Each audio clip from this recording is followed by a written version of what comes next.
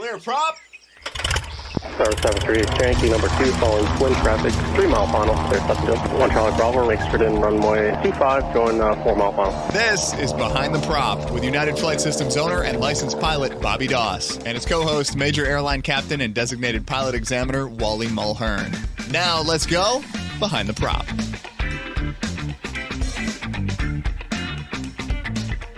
What's up, Wally? Hey, Bobby, how are you? Fantastic, as always. This week we're taking on a short and commonly used practice in aviation. We're going to talk all about the passenger safety briefing today. And I think there's a lot of differing views and thoughts on what has to happen or what should happen. And we're going to dive into all of those today. Wally, you've administered 500 plus check rides today. You've done 500 plus professional flights in the last few years. What are your thoughts around a passenger briefing? How good do your applicants do, and how important is it for your professional flights at your major airline? Well, the applicants, I think, actually do a fairly good job. It's sometimes a little bit awkward. Usually what I will tell my applicants is that I'm a novice flyer. I don't go in as, I don't tell them I'm the seasoned flyer.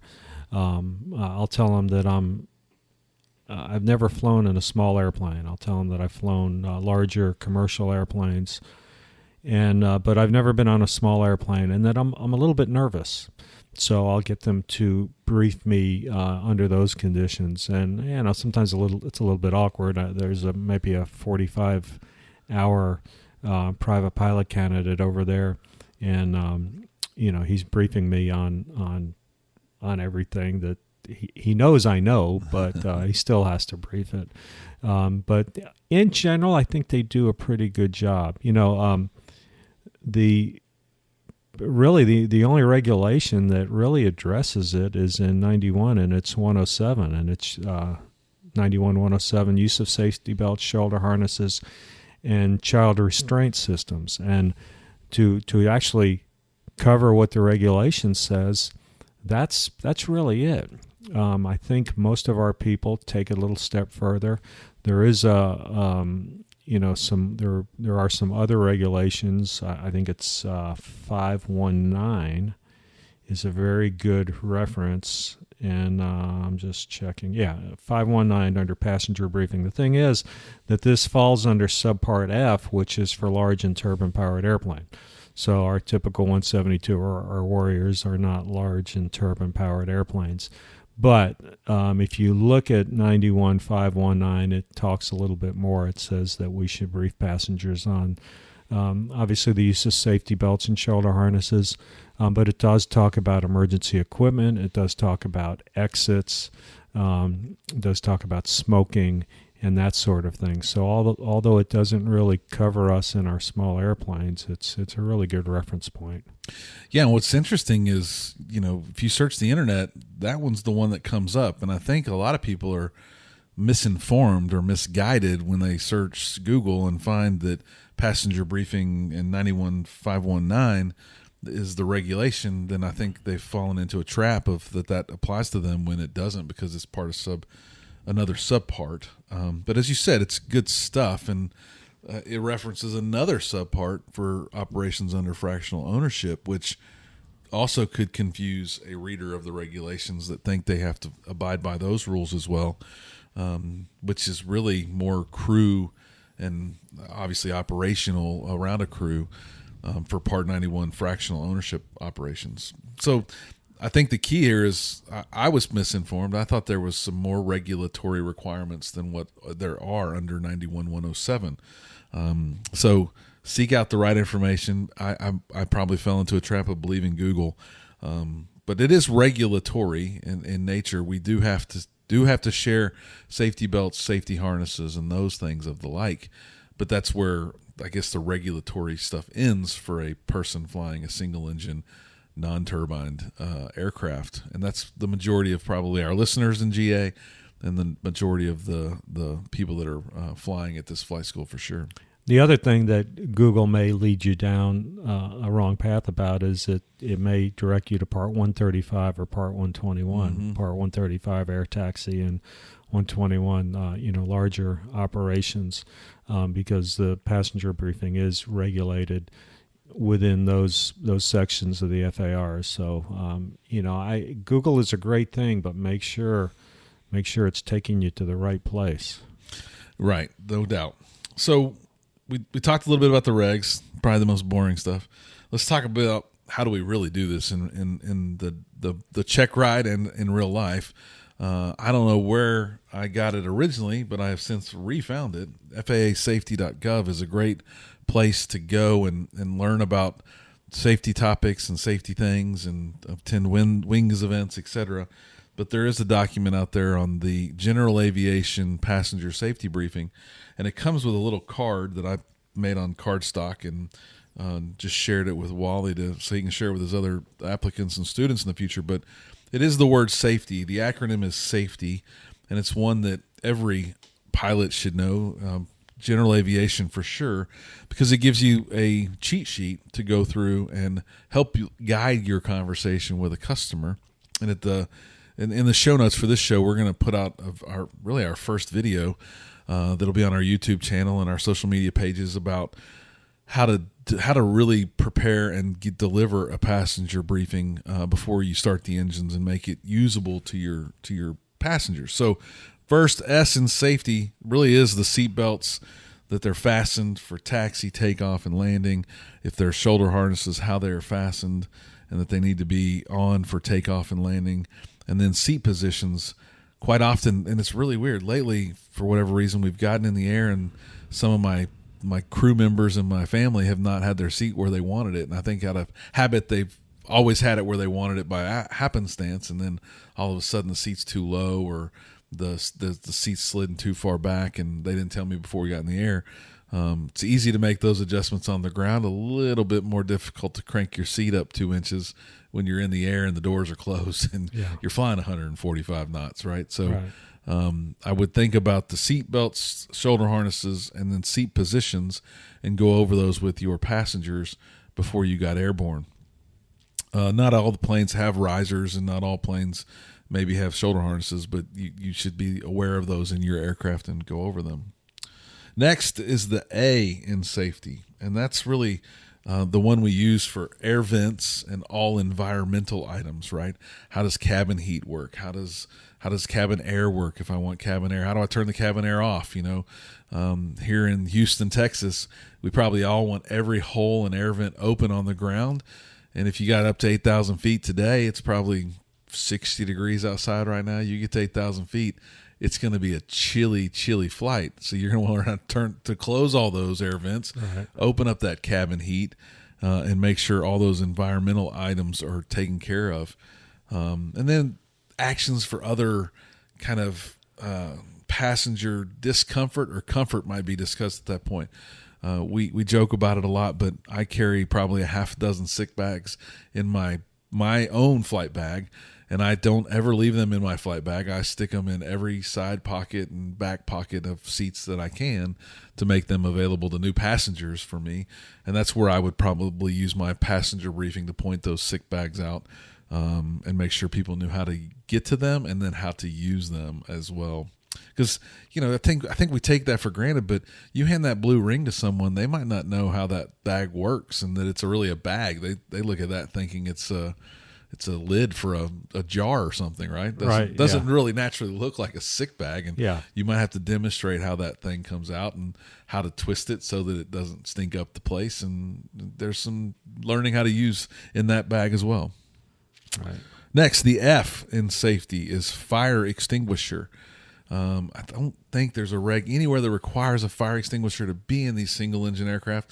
At this flight school, we made an investment 18 months or so ago and redid all of our fire extinguishers in all of our aircraft and mounted them where pilot and co-pilot could get to them. And we check them on the checklist to make sure they're in the green, which means they're charged accordingly and that they're not expired. But you need to at least show your passengers where they're at and at least demonstrate how to use them. I think it was last week when we were recording, Wally, we both said, I don't think we've ever used a fire extinguisher in real life, but we both had opportunities to use them in training and whatnot, but never had to point it at the lower part of a fire and put something out. Right. You might need to have that conversation with your passengers too. If two seasoned pilots have never really used one, we've checked one a lot, but might be something to show them how to get it out of the buckle. That by itself might be something that they don't know how to do, and it sure would be a shame if there was a small fire and they had a fire extinguisher and they didn't know how to get it out of the buckle to be able to use that fire extinguisher. Yeah, definitely. Most of them have a safety latch on them too. You got to pull a pin or something. I don't think you have to demonstrate pulling that pin, but normally that's got some sort of a tie wrap that's easily breakable, but that tie wrap's intended to hold those in. So you might demonstrate how to unlatch, pull the pin, and then point if there is such a fire. But something to think about for sure. And E stands for exit doors. So that's self-explanatory. Most of these airplanes are going to have one or two. If you're in a Cessna, you'll have two, and a Piper or a Beechcraft, maybe one. But make sure your passenger knows how to use the door. There could be a situation where you do a forced landing and you as the pilot are incapacitated, and it would be to everybody's advantage for the passenger to be able to get us out of the airplane. Yeah, what else in the E? I mean, there's more than just that in the E. And one thing I'll throw out is I think my twin, I know on the passenger behind the pilot's seat, there's a window that is not necessarily an exit, but there is emergency capabilities on that window, right, where you can right, pull a lever that will then make it easy to break two pins so that window will fall into the aircraft, making another exit, potentially maybe the only exit in that aircraft. And while in a lot of the training exercises we do, we don't have passengers in the back seat, you should be able to brief your passengers on any item like that in the aircraft that you're flying for them. And emergency or survival kit, if we happen to have any. Some airplanes that are doing some more mountain type flying, there may be a survival kit, first aid kit, possibly, but any kind of extra equipment that we might have on board the airplane. Perfect. T is for traffic, and talking. Traffic and talking. I think when I have my kids fly with me, I try to get them to help me spot planes. I think that you can create some fun around this, where you're having people try to spot towers and other traffic in the air. It's no matter how far away it is, I always tell people to call it out, because I might not see it, and what they think is really far away might not be as far away as they think, or that gap might close really, really quick, right? If you're flying and there's a citation coming at you at 250 knots and you're doing 100 knots, that close rate's going to be pretty quick. That's about 5 miles a minute, right? That they're covering that ground on you, maybe even more than that. So be prepared that's going to catch up to you really, really quick. So everybody should be pointing things, whether they think you see it or not. And then the talking piece, this is probably something that I'm not great at, because I love to share aviation and talk people through everything going on at all times in the flight. But there are times where during takeoff and landing, for sure, the cockpit should be sterile, and you shouldn't be talking about anything that's not important to the flight or the landing or the takeoff. And I'm sure in your airline you have real rules, Wally, about a sterile cockpit. What are your de facto rules that you can't break in the airlines? Yeah, basically below 10,000 feet, anything that is not safety of flight related is prohibited. Yeah, and I watch Air Institute stuff from time to time, and almost every time there's an accident in a bigger corporate jet or a jet of some sort over the last 50 years, and it's at landing, there's almost always some sort of gibberish going on that's not related to that flight. The guys are distracted, or they're talking about something that's not really related to the landing or the execution of that flight. Right. And then the why is a big one, and one that you should understand that this is new to a lot of people. While we might be pilots and have hundreds of hours or thousands of hours, not everyone gets the opportunity to go fly around the patch. And if this is their first time in an aircraft, you need to ask them what their questions are. So why is for your questions, and you should encourage everyone in the plane to speak up no matter what they see, hear, smell, whatever it might be. They should not think anything's common. And even if we're quiet for more than 20 minutes and they think that's a problem, they should raise their hand and speak up before we get to that 20-minute mark. Do your applicants do a good job of asking for questions, Wally? Is this cheat sheet something that they use on a regular basis? I think they do. In general, I think they do a pretty good job. I would say the vast majority of them do ask if I have any questions. Good. And I will always query them about smoking.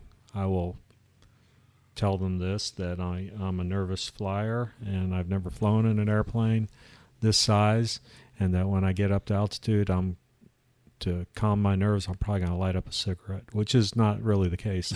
I'm not a smoker, but that's what I tell them, and they'll immediately say, "Oh, there's no smoking allowed," and that's fine because they've covered everything, and by and large, I think they do a pretty good job.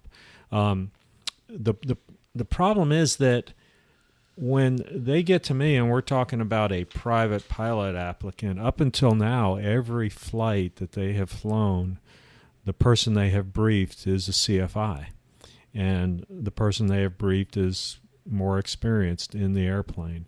And so we're trying to do some role playing where they're taking just a friend for an airplane ride.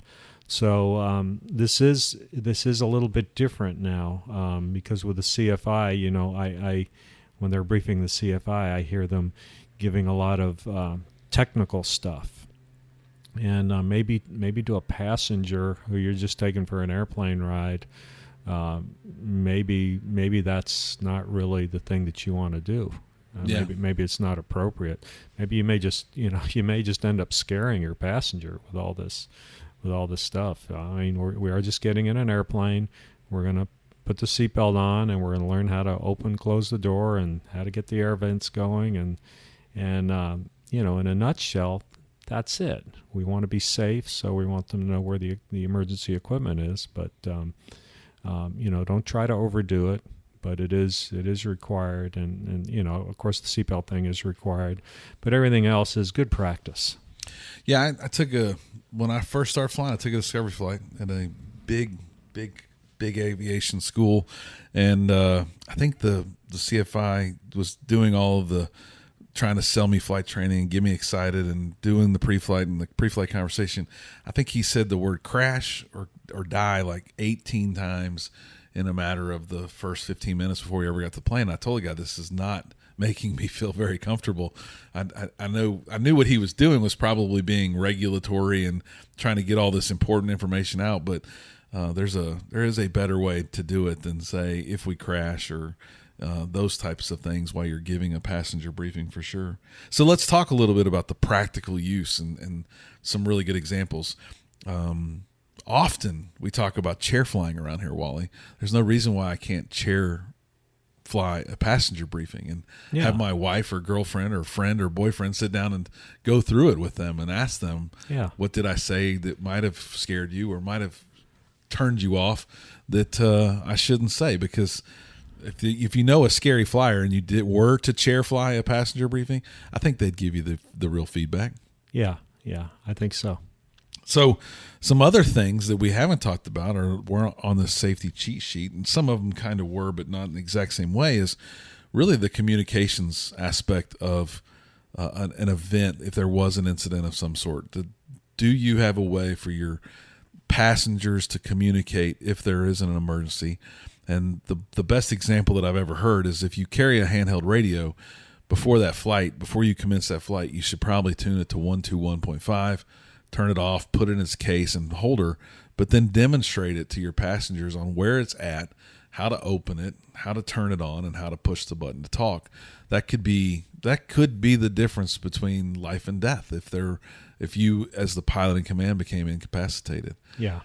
If you have family members and you fly regularly in the same aircraft or same type of aircraft, it might be worth a point in time to teach your family members how the console radios work, how to flip stations or channels, maybe create a cheat sheet for them that they can carry with them when they fly, so that if for some reason you did become incapacitated, that they could at least tune the radio to 121.5 and get help, or at a minimum talk to whoever the radio's tuned to already, and how the push to talk buttons work, and maybe some switches on that audio panel that can get them set to where they can talk to someone for sure. Right. And I think most non-pilots are intimidated by all the jargon and the terminology that we use on the radio, and but I think it would be prudent to tell your passenger, hey, if something like this were to happen, just speak in plain English. Just key the mic and tell the controller what's going on using your own words. No doubt.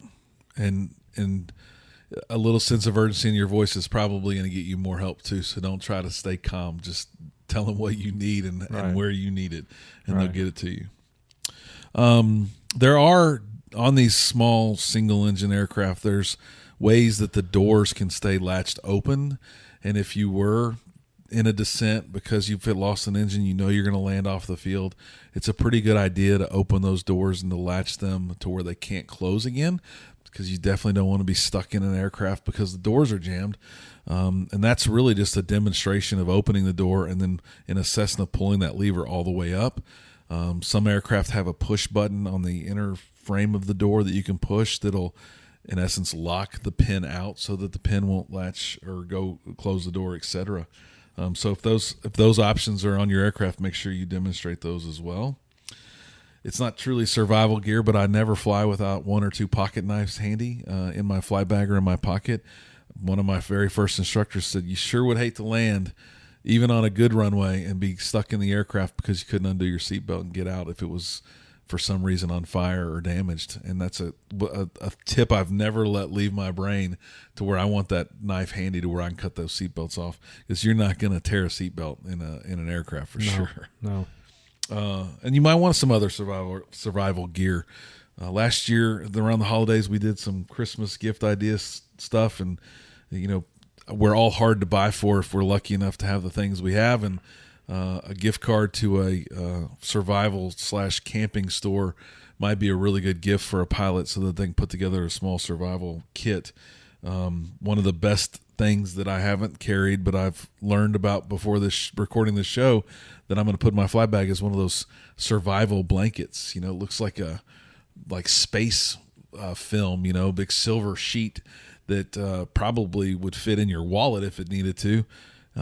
Really good if you landed somewhere and were cold, but even better to help people see you if you're on the ground, right? If it's a sunny day and you're waving one of those blankets in the air, I have a feeling somebody's going to see that reflection, and you're going to get some really some desired help, no question, for sure. Another cool tip that I saw was teaching your passengers where the ELT switch is.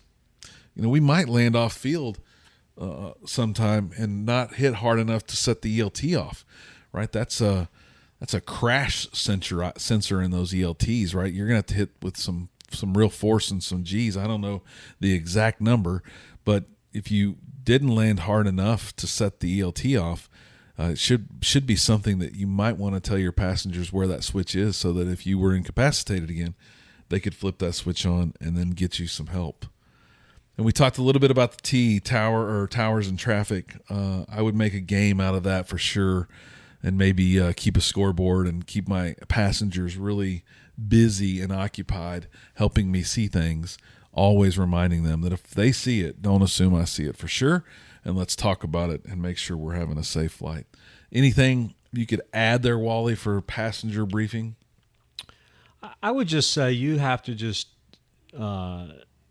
feel the temperament of your passenger. I mean, we certainly don't want to go out there and scare somebody with, like you said, probably don't want to use the word crash a bunch of times, or emergency or that kind of stuff. But, so I guess what I'm saying is your briefing may be different from one flight to the other, depending on your audience. And this is not stuff that you certainly need to brief with the same person every time. I mean, once they've heard the briefing, they've heard the briefing. But just be careful. again, we don't want to scare anybody, but we do want them to be in a situation to, if they need to get out of the airplane with you being incapacitated, we want them to be able to do that.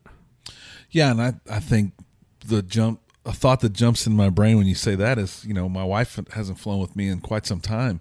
I do think if she were to fly with me this week, I would need to reteach her a few radio items, right? Where I keep my handheld radio and maybe how to push the talk button so that she can communicate with someone if there was an emergency. Well, I have briefed her on that in the past. The gap in flights is so big now that maybe she would need to hear that stuff again. Yeah. So just be thoughtful of that as well. And I do think if I were to take up 2 smaller teenagers for their first flight today, I would talk about exit to the rear if we leave the aircraft, but I don't think I would do too much more than safety belts and exit to the rear when we get out of the aircraft, because there's no real need and regulations that make me do any more for them that's going to change the fun fight that we're about to take and have. Right.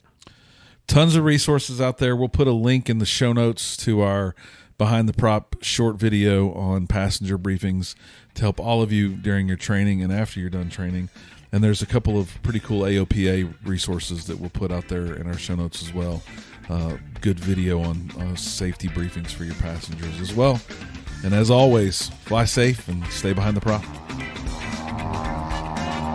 Thanks for checking out the Behind the Prop podcast. Be sure to click subscribe and check us out online at BehindTheProp.com. Behind the Prop is recorded in Houston, Texas. Creator and host is Bobby Doss. Co-host is Wally Mulhern. The show is for entertainment purposes only and is not meant to replace actual flight instruction. Thanks for listening, and remember, fly safe.